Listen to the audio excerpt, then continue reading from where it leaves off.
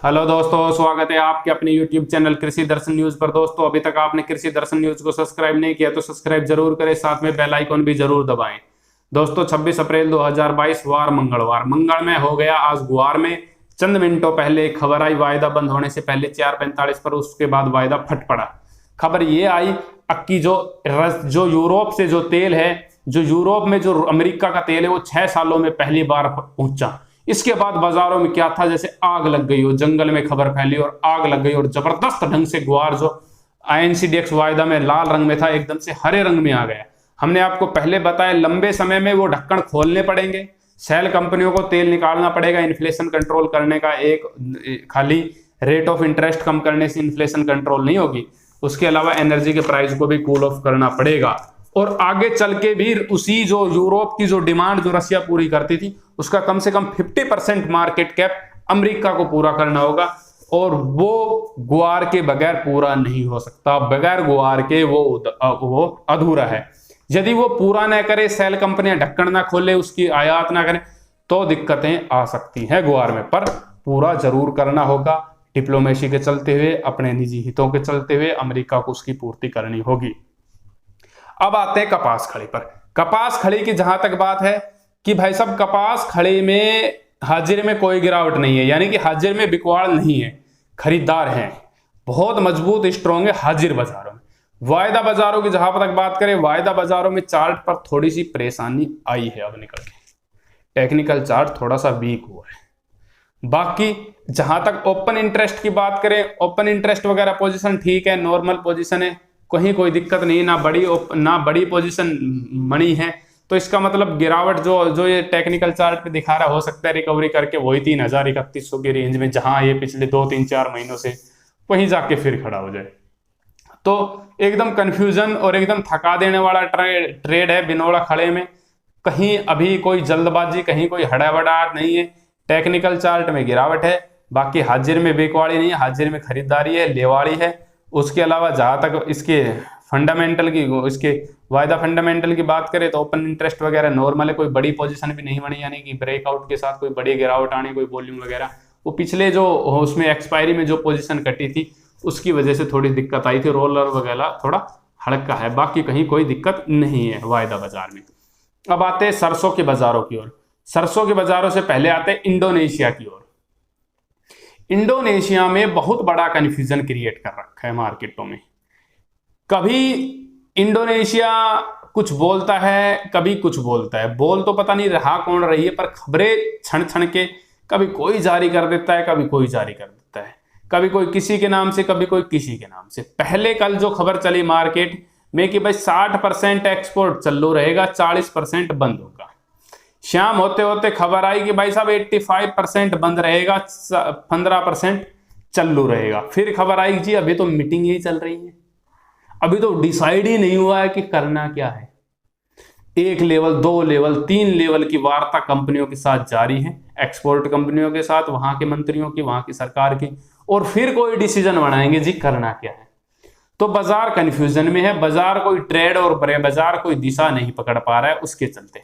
बाकी उस खबर का भारतीय बाजारों पर पॉजिटिव असर होगा, क्योंकि कितना भी हो बंद तो होगा। यदि 10 लीटर तेल में 3 लीटर भी बंद होता है, तो 7 लीटर आ रहा है, तो 3 लीटर तो आपको कहीं ना कहीं से पूर्ति करनी होगी। तो दोस्तों, वो तो एक नेगेटिव पूरी मार्केट के लिए असर होगा, क्योंकि पहले आप रशिया को, पहले आप यूक्रेन को खो चुके हो, फिर आप अर्जेंटीना को वहां के एक्सपोर्ट की वजह से खो चुके हो। वहां के किसानों ने जबरदस्त ट्रैक्टर रैली निकाली, सरकार का विरोध किया, उनकी नीतियों का। किसानों ने कहा है कि भाई हम इस समय जब पूरी दुनिया में तेजी है तो हमें भी फायदा मिलना चाहिए। वहां पे जबरदस्त विरोध हुआ है। उसके अलावा फिर भी इंडोनेशिया कुछ तो मार्केट शेयर जाएगा। जहां तक बड़े बड़े जानकारों का मानना है, अच्छे जानकारों का मानना है, उनका ये मानना है कि पहले 28 दिन के लिए, यानी बैन लगेगा 26 दिन के लिए, पहले 28 दिन के लिए ऑब्जर्व किया जाएगा। हो सकता है उसमें 1-2 हफ्ते में ही ऑब्जर्व कर लिया जाए। यदि कीमतें कूल ऑफ नहीं होती है तो फिर कंप्लीटली बैन लगाया जाएगा। कईयों का मानना है कि पहले कंप्लीटली बैन लगाया जाएगा और फिर धीरे धीरे रियायतें दी जाएंगी। पर कुछ भी कंफर्म नहीं है, सबके अपने ढकबली, अपने राग है। इंडोनेशिया के राष्ट्रपति, प्रधानमंत्री, वहां के मंत्रियों के अलावा किसी को नहीं पता कि करना क्या है, या भगवान जानता है या वो जानते हैं। तो जब तक 28 तारीख तक उनकी डिटेल्स कंप्लीट बाहर नहीं आती, उनकी पूरी जानकारी बाहर नहीं आती। कल भी एक मीटिंग है वहां कंपनियों के साथ, तब तक इंडोनेशिया पे बोलना गलत है और तब तक मार्केट में बहुत बड़ा कंफ्यूजन क्रिएट हो रहा है। उसके चलते सरसों के बाजार तो स्थिर है, जयपुर 25 गिरा है, सलोनी 50 गिरा है, भरतपुर वही है, तो सरसों के बाजार तो स्थिर है। पर सोया के बाजारों में जबरदस्त पैनिक है। एक तो वहां पे पिछले 2-3 दिन से सोया में जबरदस्त गिरावट है, और गिरावट का प्रमुख कारण डीओसी है, उसके अलावा कहीं कोई कारण लगता नहीं, क्योंकि तेल की डिमांड ना तो सरसों की है ना सोया के सर तेल की डिमांड है। तो फिर 138 करोड़ की आबादी खा क्या रही है, ये तो हमारी समझ से परे हो चुका है। यदि डिमांड और सप्लाई की बात की जाए, सप्लाई भी नहीं है मार्केट में कि बहुत बड़ा लेवल पर तेल वगैरह, माल वगैरह, सरसों वगैरह, सोयाबीन आ रहा है कि भाई सब तेल ही बहुत है, ना सप्लाई है ना डिमांड है। में मुख्य कारण इसमें सोया डीओसी है, जो चीन में लगातार लॉकडाउन की स्थिति है जिसकी वजह से बना हुआ है। बाकी कहीं कोई बाजारों में कहीं कोई दिक्कत नहीं, बाजार दबे हैं, बहुत बुरे दबे हैं। 2 महीने से 7600 पे, आज भी 75-80 7600 पे अटका पड़ा है कीर्ति प्लांट। पूरा मार्च निकाल दिया, पूरा अप्रैल निकाल दिया, ऊपर जाता है फिर नीचे आता है, नीचे जाता है फिर ऊपर आ जाता है। ट्रेड बहुत बड़ा कंफ्यूजन है। पहले तो ये इंडोनेशिया की स्थिति क्लियर होगी तब इस पे कुछ आगे होगा।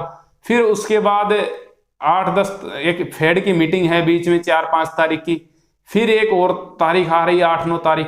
तो बड़ा कंफ्यूजन है और बड़े टाइम का ट्रेड 9-10 तारीख के आसपास ही सोयाबीन में कैप्चर हो पाएगा, उससे पहले नहीं हो पाएगा। अंतरराष्ट्रीय मार्केट में कहीं कोई दिक्कतें नहीं है।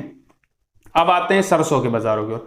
सरसों के बाजार भरतपुर 33 रुपए ऊपर खुला था, सलोनी वहीं खुला था कल वाले भाव से। शाम होते होते सलोनी ने भाव तोड़े और ऐतिहासिक भाव तोड़े हैं। ये मेरे 6 महीने के इतिहास में दूसरी बार ऐसा हुआ है, नहीं आज तक ऐसा नहीं हुआ। तो ऐतिहासिक घटना घटित हुई है, जो आज सलोनी ने 50 रुपए गिरावट देखने को मिली। और ये घटना पता नहीं क्यों हुई है। तो बस यही था कि बाजार स्थिर थे, ना लेवाड़ था ना बिकवाड़ था, ना तेल का लेवाड़ है ना बिकवाड़ है, कहीं कोई है ही नहीं। भाव भरतपुर में 3000 बोरी आ रही है, 4000 बोरी आ रही है। उसके अलावा कल खैरतल में 40,000 बोरी आई थी, आज तो 6-7 हजार पे वहीं भाव अटक गया। ऊपर जाती है सरसों, बोरियों की आवक आती है, नीचे आती है, माल नहीं रहता। 7 लाख बोरियां पूरे देश में आ रही है लगातार कंटिन्यूटी पिछले कई दिनों से। तो कहीं कोई दिक्कत, कहीं कोई जल्दबाजी नहीं है। सोया का तेल का फुल रिफाइंड बनाया है, सारी की सारी सरसों आज तक सारी की सारी का तेल निकला और तेल बिका भी। ऐसी बात नहीं है कि तेल नहीं बिकता, तो टैंकर उनके फुल हो जाते और मार्केट मतलब लोग खाते ही कि 138 करोड़ की आबादी। तो ये तो उनकी समस्या है, बाकी कहीं कोई दिक्कतें नहीं है।